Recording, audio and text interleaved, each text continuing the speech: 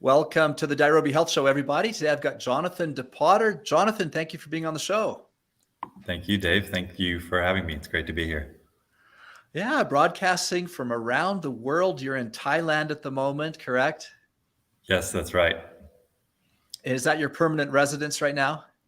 Yeah, I was working here in management consulting for a few years, and then I was kind of in the transition out of that world and into the psychedelic ecosystem.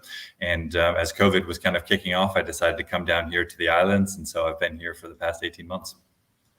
Okay, well, sounds terrific. And let's just jump in and give everyone a feel for what you do. You are the founder, right, of Behold Retreats.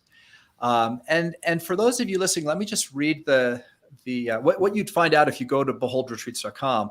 At Behold Retreats, we facilitate life-changing plant medicine journeys to explore your inner world, discover your truth, and live to your full potential. We guide clients that are ready to accelerate personal and spiritual growth to realize the full transformational benefits of plant medicine like ayahuasca and psilocybin, and provide safety, expertise, and curation with memorable private and group retreats available in idyllic locations. So very, very interesting concept, something that is really becoming more and more interesting to people. It's getting more and more traction. There's more and more discussion about this topic. I think it's a very important topic. So first of all, thank you for coming on the show to discuss these things with us. And if there's anything that I just said that wasn't quite right, or anything you want to say about your background, go ahead and just share a little bit about that now. Yeah, sure. So I guess, this door was first opened for me about 5 years ago now. And I was actually an atheist non-believer at the time. And so through having a few friends join me in Peru at an ayahuasca retreat, it really swung the door open to spirituality for me, and the benefits that have come from, working 16 hours a day in Hong Kong and management consulting to, kind of balancing mind, body, heart, and spirit.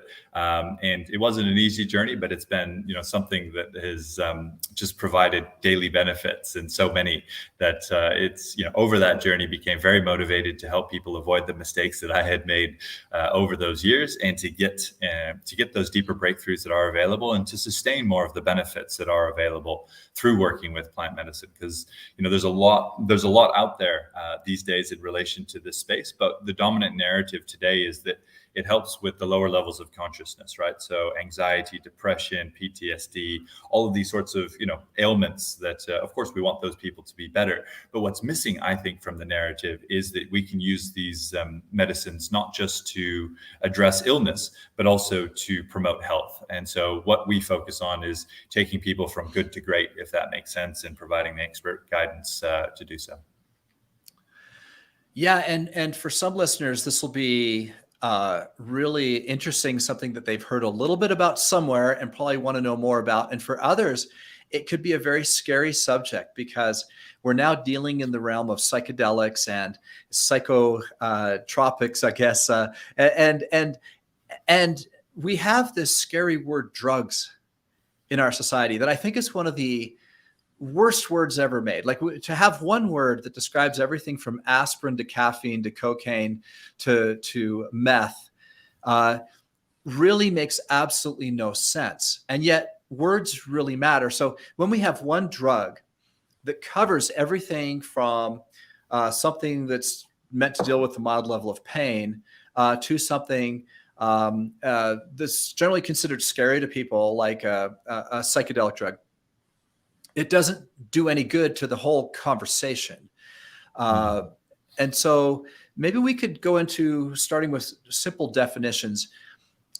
You use the word plant medicine. Could you tell us what that means and what plants fit the description? Yeah, the reason I use the word plant medicine is I think it's a more accurate description, right? So a lot of these medicines are coming from plants. The definition has certainly broadened out, right? It often includes things like psilocybin, which is of course a fungi rather than a plant, strictly speaking.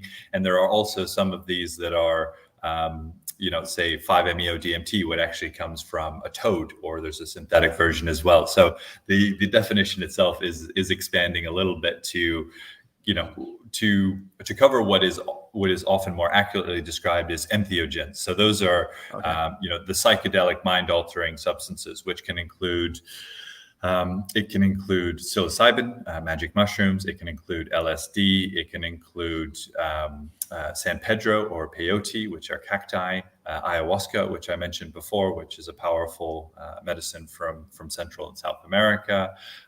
There's iboga, which is from Africa, and any other number of medicines that are less popular. But those are the main ones that you tend to hear people talk about. Now, what happens with these medicines is that I would say that they are amplifying your access to your subconscious and amplifying the energies that exist within your body. And so, when you spoke about, this can be a little bit scary. And I think that's exactly right, because often we have things that are within our subconscious, or these experiences can give us access to areas of our subconscious, or indeed, the broader collective consciousness, that can be frightening. And so, I always encourage our clients or prospective clients to really make sure that they do a lot of their own thinking, a lot of their own research, and most importantly, that they develop their own motivations, right? So when clients say, two of my friends did this sounds really great, I want to do this. It's like, okay, that's fine, but why do you want to do this? So I think it's super important that people spend plenty of time and energy to develop their own why, and then go into understanding the stories that are out there, and the pros, the cons, some of the challenges that can arise. Okay, and I think your story is interesting because you came at this as an atheist. Now, we know from several studies into some psychedelics that people who are atheists often come out believers after experimenting. You're not the first one. I suppose the most famous one has got to be Timothy Leary and the experiments he did at Harvard and with LSD in the 60s. And he also went from becoming a hard-headed scientist to realizing through LSD that there was more to the game somehow, and he became Ram Dass, right? And for those of you that don't know this story, I highly recommend the first 5 or 6 episodes of the Ram Dass Show on podcast. It's absolutely fascinating. It'll just suck you right in to hear this backstory. So that's the most famous example I know of. And then he became a spiritual guru, and to this day, many people absolutely love his teachings.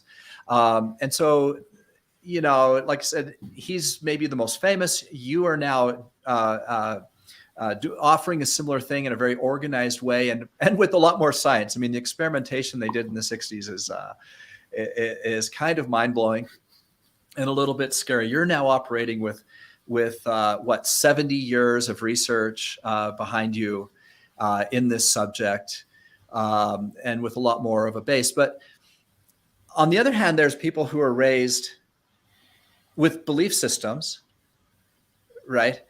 And by their parents and going to Sunday school and whatnot, who look at it from a very, very different point of view, right? So they, and many people, whether religious or not, again, raised with a probably healthy skepticism of drug use, addiction, all those things that go into that massive bucket that we call drugs. So I don't know whether there's a question in there, but I guess I just picture the different backgrounds people come from, right?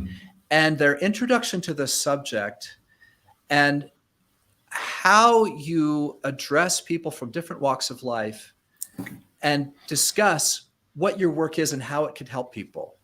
Yeah. It's, I'll start answering that by contextualizing the plant medicine traditions have been broadly wiped out across the world. As colonialism has spread, we often hear about, the witches being burned. Those were, in essence, the plant medicine practitioners. And so the places where these traditions have been preserved tends to be in places like high in the Andes or deep in the Amazon. So these traditions have kind of reemerged from those locations. Now, the reason I share that is that often people hear that the quote unquote the right way to work with plant medicine is to go and work with these ancient plant medicine traditions that have been preserved, right, in the Amazon and in the Andes. And thankfully, they have been preserved, because now so many people are traveling to those locations and learning from those people. The ancient wisdom is then being, spread back out throughout the world, which is super important. Now, in saying that, these are powerful subjective experiences, right? So, and I always, when we work with clients, some people might be coming from, a very strong Christian background. Others may be Muslim. Others may be atheist, like myself, and seeking to open that door.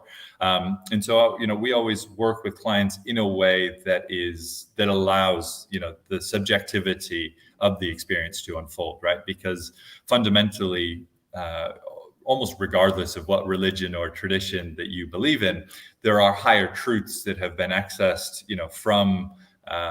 from these traditions, and then propagated out into a broader base. And so that's what this work is fundamentally all about. It's reconnecting people with with their inherent divinity, and allowing them to reach higher states of consciousness so that they can discover these universal truths for themselves. So whether we're talking about universal love, right, which is that love is the unifying law that sits above all rationality, whether it's the interconnectivity of all things, which is an experience that tends to lead people towards vegetarianism or veganism, because they fundamentally feel very different about things and other things in the world at that point. God consciousness, right, which is the understanding that there's a relationship between our consciousness and the broader, God consciousness, and an experience, and many other mystical, spiritual, powerful experiences that then, the work is about integrating that into our daily lives, and how we treat ourselves, how we treat others, and how we can live with more joy, peace, and love through having this improved understanding. Okay, so there is, in the meditation community, especially what I'd consider the modern meditation community, and perhaps even labeled the secular meditation community, the Sam Harris's, Jack Kornfield's, Sharon Salzberg's, Tara Brach, those people, I often hear of early drug experimentation in their own story. And with Sam Harris in particular, how he experimented with a drug that gave him this intense feeling of love that he'd never experienced before. It opened his mind, or his heart, I think he would probably more accurately say, to the sensation of loving everybody. He said, if anyone would have walked through that door, no matter who they were, my greatest enemy could have walked through that door right then, and I would have loved them unconditionally. And he had never, ever felt that before. I've heard him tell that story. I think it's fascinating. Many of them have that in their background, and now they've got these great podcasts, the Waking Up podcasts, and Sharon Salzberg has one, and Joseph Goldstein and Jack Kornfield, and many of these people went through and knew Ram Dass and some of that history. This is at least what I know of. This is just kind of from my perspective, my world. But again, that introduction, that mind expanding or soul expanding or heart expanding experience, whatever that is, I assume that's what you're trying to create. And is it kind of a one-time experience through the retreat that then people hopefully go home on a higher level? Is that the MO? Yeah, so what we tend to do is a little bit deeper than just the retreat component, right? And the motivation behind this is, again, based upon my own years of mistakes. The way that I look at this work now is that it's very easy to have a powerful, transcendent psychedelic experience, and wow, universal love. Now, that's fine. There's nothing wrong with that. But what we're actually trying to do is we're trying to sustain a higher level of consciousness. So it's actually very easy to bypass the ego structure, go up into a high level of consciousness, have an experience, and then land back at the level of consciousness that you started before. So that's very much not what we're looking for. What we try to do with our clients is 3 weeks before a retreat, a 1-week retreat typically, and then 3 weeks after a retreat.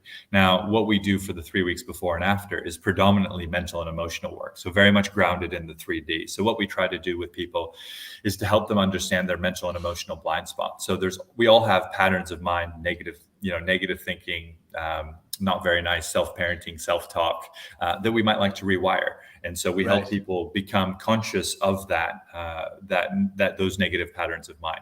We help them surface the negative emotions, right? So we all have many layers of shame, guilt, fear, grief, apathy, anger, envy, pride, stuck in our physical body, right? So these emotions are stored in the physical body. And so we help them understand that. We help them begin to process and release those emotions in preparation for the work with plant medicine. And so when you know the patterns of mind to be changed, when you know the emotions to be released, then with that expanded access with plant medicine, we can really accelerate that process, right? So it's not that plant medicine is a silver bullet. What the science tells us is that number one, plant medicine can help us reconnect with our joy for life, which is amazing and beautiful. Number two, it can help us deepen our spirituality. And number three, most importantly, and this is what people are overlooking, it cannot help us remove our feelings of negativity and toxicity. So that's our self-determination in our own evolution and our own process towards enlightenment, or whatever you might like to call it. So that's the work that needs to be done. And a lot of people are going on psychedelic retreats or doing psychedelics and, having profound experiences. But the question is whether or not their breakthroughs, whether or not their experiences are related to the ego structure or something that's kind of bypassed around it because they haven't done the mental and emotional work.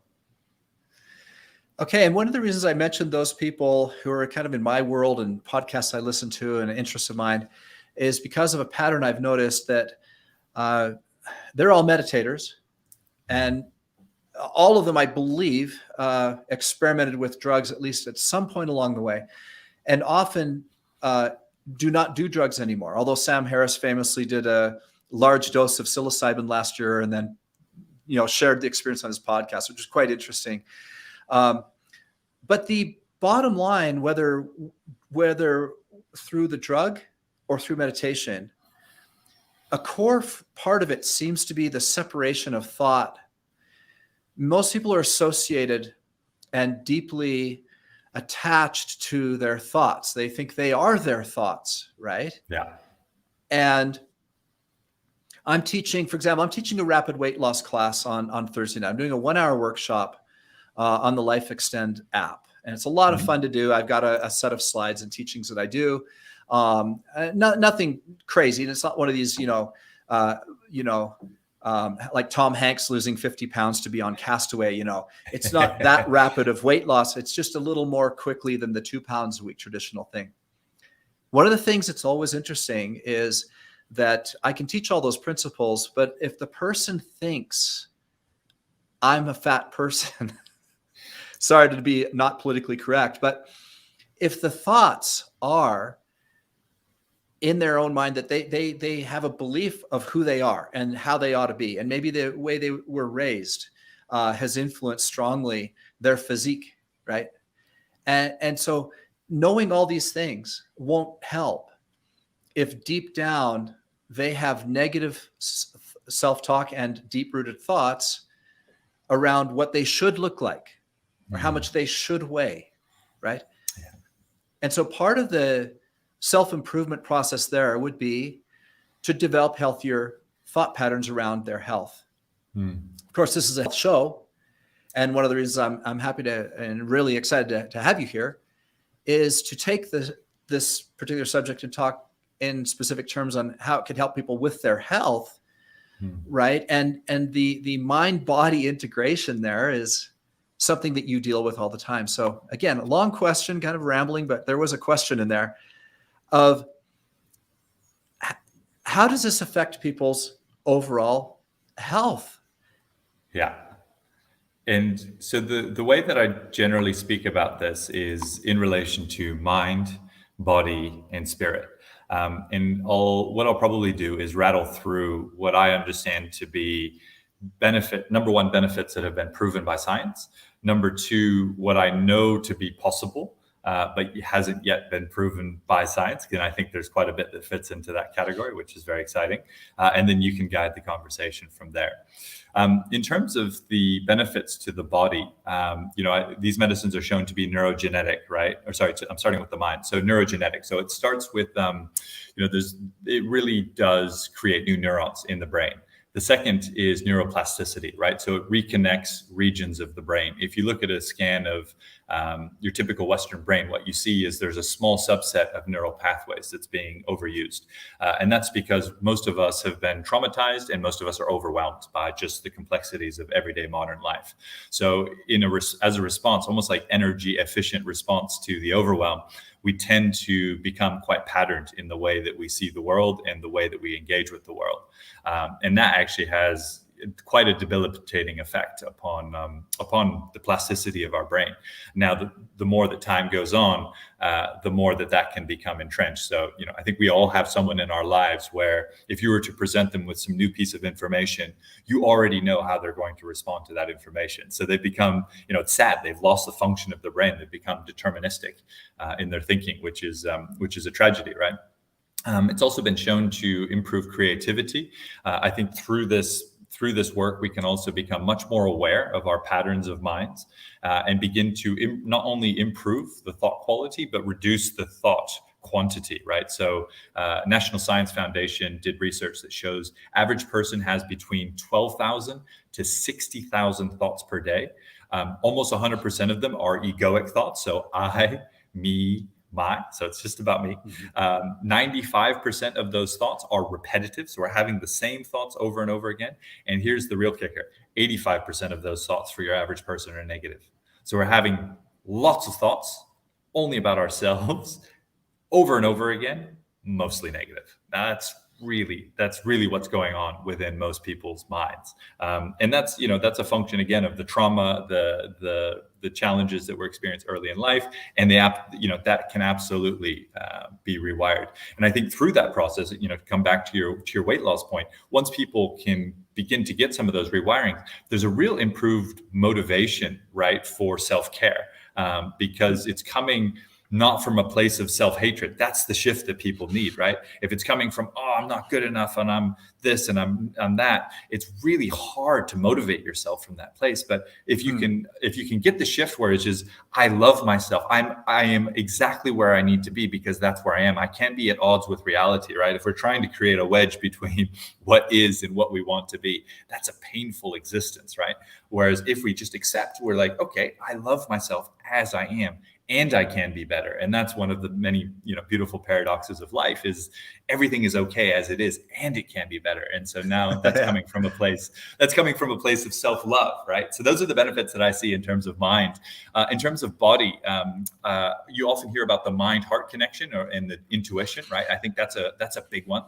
It's something that I would have laughed at years ago because I was always using my mind for these things and my body for those things. But reestablishing a very deep connection there is super important. I think there's also something to do with presence, which keeps you in the moment, right? So as you establish that mind-body connection, you don't find your mind drifting off into past and future so much. You're more here in the moment, and that's important.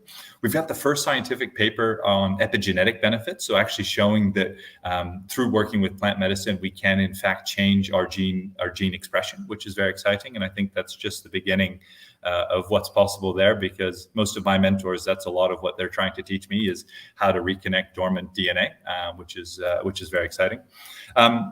And then better managing triggers and emotions, right? So we all have those moments where, in that moment we lose our patience or we're frustrated, whatever it is. Each and every one of those moments is a window to healing. And so we have to look at ourselves and see what is it that got triggered within me. And often there's trauma release that can come from that. And then there's just a physical healing, right? So there's stories and science in relation to cancer, autoimmune diseases. We've had clients that have come out, oh, I've got such an amazing vision after that retreat. It's like, oh, well, what are you going to do in the future? And she's like, no, my eyes, like I've never been able to see like this before in my life. And I'm like, wow, that's incredible. So there are quite deep healing benefits. I do encourage, it begins to sound like a bit like a silver bullet, right? Which is not something that I stand for, but for people who are suffering from physical ailments, generally would encourage them to look at the anecdotal or scientific evidence that's out there for particular physical ailments, because there's a lot there as well. And then from a spiritual perspective, there's I'll rattle through this quickly, but there's kind of, I would say there's a removal of energetic dissonance, right? We all have dissonant energies that have been stored in our bodies and we want to be releasing out through this work. The other, we've talked a little bit about is reaching higher states of consciousness. That's I mean, when you do, that's incredible, right? When you have the full out of body of experience and you come back with the understanding that you're not your mind, you're not your thoughts, you're not your body, you're something that's much bigger and much more eternal. That's a very powerful experience. And often, through these experiences, we deepen our understanding of the relationship between self and the universe, and are given some guidance in terms of, purpose, guidance in terms of unique gifts and strengths and skills and what might be next for us in life. So, that's a lot of the motivation people come for. For that divine guidance is like, okay, what am I here for? And I think not a single one of us is a random permutation of evolution. We are all here. We all have something to give. And more people are getting, don't want to work at the desk job anymore. They want to find what's the thing that I'm going to give to the world. And so it's very exciting. Okay. So someone comes to you, they sign up for the retreat, and what happens? What do you do? What's the process? Yeah, sure. So, so two ways we guide clients. One is through the 7-week process, and the second is through the retreat process. Which one do you want to talk through? Both. I just knew, it's retreat, so I wasn't aware of a 7-week deal. So maybe just give us the short version of each one. Cool. So I'll go through the 7-week process, and that should give you probably a pretty good idea of both. So usually clients come through our website. We schedule a consultation. We go deep with them in terms of where they're at, where they'd like to be, what's stopping them from getting there, just so we can assess whether we are a good fit to serve them. We typically, as I mentioned, we help people who are doing pretty well, help them do quite a bit better, rather than people who are suffering from acute addiction or anxiety, depression, those sorts of things. That's really not our forte. That's different type of work. So once we establish that we're a good fit for them, they're a good fit for us, then we bring them through a safety screening, right? So it's very important that we understand all of the people's medical history and make sure that this is in fact going to be safe for them. Through the course of the consultation, we will have selected a retreat as well, and as well as understood what they're working on. So then we match them with a coach or a therapist, depending upon what they're working on. They'll be heading to one of our retreats, say in Portugal or in Mexico, Costa Rica, Peru, for example. And typically a 1-week retreat. So the 3 weeks before, we help them get very clear on their future self. So we all have some idea of what we've loved in life, what we're really good at, what we're not so good at, and so we help them get clear on future self, across all the dimensions of life.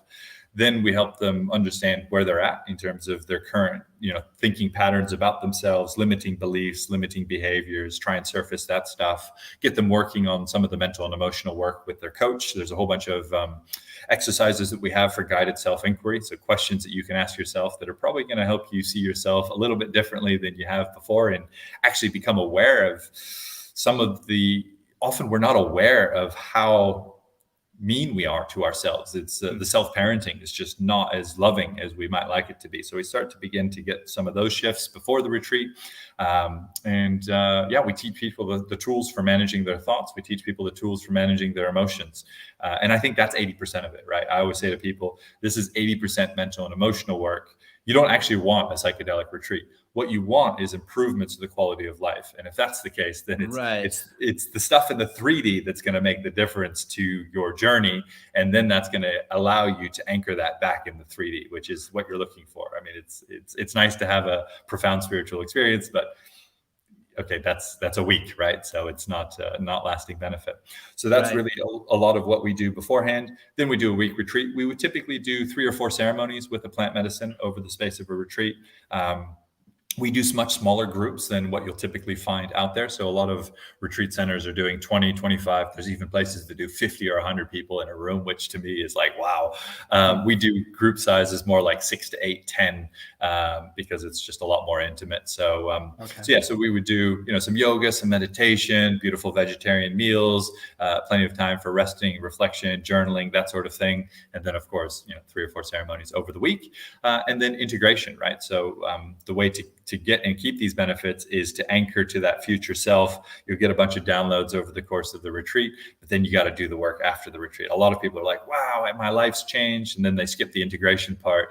And then they find that actually, no, their life hasn't changed because they return to the stresses of work, family, daily life, etc. And those feelings of negativity and toxicity as, the neuroplasticity wears off and you're kind of coming down from your retreat over the week or the weeks that follow, then they say, oh, I'm exactly back where I was because they've skipped a lot of the integration work. And so we encourage people, keep that meditation practice, do the breath work. You got to look at your journal every day in the morning and in the evenings. Did I live up to the expectations that I have of myself? Where am I potentially going to fall short in the day ahead? How did I do in the day behind me? All of that is really where the magic happens. Yeah, it totally makes sense. I've been on meditation retreats and also heard many people speak about their meditation retreats. And even Joseph Goldstein talked about being in, I think he was in Thailand for 2 years and had many days of complete bliss and light and enlightenment, and came home thinking he was an enlightened being. And so it took about 2 weeks around his family to learn that he was not an enlightened being. And it was kind of an interesting a story that I think we can all relate to. And so I totally track with you on the whole integration thing and the importance. We all have these experiences in life, whether your retreat or just any really great experience or life-changing experience we can have. I think of Jack Kornfield's guru who had a similar experience and went to the greatest Buddhist teacher in I don't remember where now, but thought he didn't know that there was any, he couldn't figure out what else to do in his practice. And so he sought out the great guru and said, I've had all these experiences. I've been to the top of the mountain. I've had all these experiences out of body. And he explained all these experiences. And the guy chuckled and he said, those are just experiences. I want to ask you the question, who is having them? And I thought that was super profound, that little story right there. Because again, yes, we can have great experiences. We can have wonderful experiences. And they don't last, but we can have our mind, Einstein's quote that the mind once expanded doesn't go back to its original dimension. So the way I'm hearing what you're saying is you could have this great transformative experience on the retreat, and hopefully you don't come down to the level you're at before. You probably come down, but then you do this integrative work that you talked about. Mm-hmm. And then I imagine another peak experience at some time in the future, maybe another retreat, another getaway from your normal everyday life into a place where you can really have your mind expanded again. And then kind of that back and forth. Is that kind of the long-term way people do this? Yeah, well, I think the first thing I'd say is that often even just going on one retreat, people find it really does help their meditation practice, right? So you mentioned earlier that there seems to be some sort of a link there with people who are able to persist with meditation and people who work with plant medicine. I think that's right, because I think with plant medicine, you can really remove some of the blockers that most beginners experience. And so that really does help to deepen the experience. In terms of if and how people continue to explore this work after a first experience, it really depends on the individual. There's some people who are like, wow, that was incredible. I got to tell my brother I'm selling my apartment and, I'm just going to stay down here and we're going to see what happens. It happens, right? You hear these stories. And then there's other people who go straight back to the desk job at Goldman Sachs, right? And they're straight back into 16-hour days. And you're like, wow, that's quite the shift from, a week on retreat with mind expansion back into the world.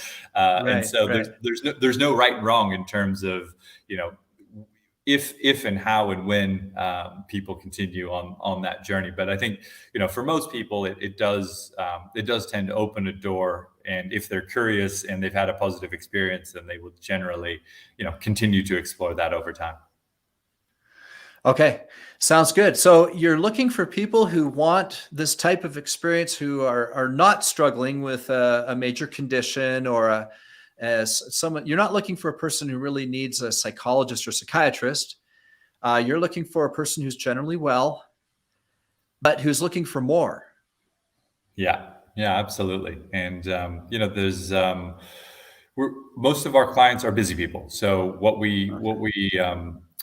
I would say the area that we specialize is really with leaders, right? So we're Okay. hoping we're focused on impact, but we serve a broader clientele as well.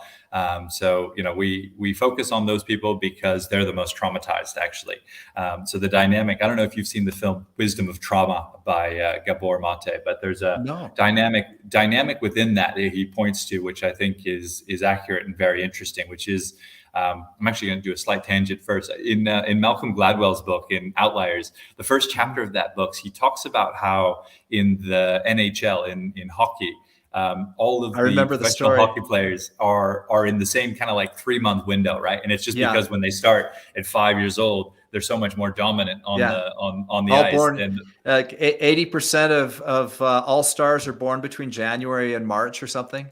that's right. That's right. Yeah. It's Yeah. incredible, Yeah. right? And so then, so there's a similar sort of dynamic I think that's playing out here in terms of people who are driven to success in the world. Okay. And so what's happened is that there's been some traumatic event early in life, which has disconnected the person from themselves to some extent. And so they actually need external validation in order to be made to feel whole. And so the people who are the most successful in this world are the people who fit that description, because they consistently over time have required external validation from a young age. And that's perpetuated through into, careers that have been super, super successful, but they are traumatized Interesting. and they need that external validation. And so that's a large part of why we target those people, is because often they don't this was my story, right? I was leading a large team in Accenture, consulting, working ridiculous hours, and I just didn't know that I was disconnected from myself. And so once that was made available to me, I was like, oh, okay, wow, now the human experience is so much more exciting than I thought it was. And so that's a large part of why we seek to serve those people. Okay. Well, Jonathan, this has been super interesting. I've looked forward to having you on the show and to hearing what you had to say about this topic. How do people learn more about you? Yeah, come check us out. We're at behold-retreats.com. And, if what we have to say sounds of interest, then come and have a chat. Sounds good. And there actually is just one more important, I think I touched on it earlier, but I'd like to have you address, and that's just safety. Like I said at the very beginning, the word drugs means way too many things. It's a largely misunderstood word. You're using drugs. Plant-based medicine is a better way to say it. And yet people will still have some fear. Mm-hmm. And so if you just address that one last point, I think that's an important thing to cover. Yeah, absolutely. So I think, the most important thing as people explore this work is that they do go through a high quality safety screening, right? So we have a 6-page safety screening form where we ask people about all of their history. There's a number of mental health disorders that are contraindicated, right? Most commonly, it's anything psychosis, schizophrenia, bipolar, but then also into dissociative or multiple personalities disorders. It's really just not safe. There are some clinical trials that are exploring some of these areas, but broadly speaking, these are things that are contraindicated. There are also prescription medications, so like SSRIs, and these medicines is really a no-go. So people need to come off their medications if they are going to explore plant medicine. And then, the context is super important as well. So, as I shared before, this can reconnect parts of your brain. So I really would encourage people, if they are exploring this, that they do so in a super safe, super supported environment. When I hear about people taking something and going to a concert, you can just unlock your childhood trauma while you're there in a crowd of 20,000 people. And it's like, that's just not the right time and place. And I'm all for having fun and enjoying yourself. Don't get me wrong, but there's a time and a place to explore the self. And so being super conscious, super aware of the set and setting for these experiences is important. And of course, you guys are professionals. You create that set and setting. You know how to keep people safe. You have small groups, and for many, many people, they're having really meaningful and mind expanding and life enriching experiences with you. They are. And look, I always say to my team, if through establishing our business we help just one person have a massive shift, then it's all been worthwhile. And we've been super lucky. We've been able to help many more people than that. But everything that just happens between helping people is just business stuff, and it's really all about helping people. Well, fantastic, Jonathan. Thanks so much for coming on the show. Thank you for having me, Dave. Okay, and for those of you listening, this is Dave Sherwin wishing you health and success.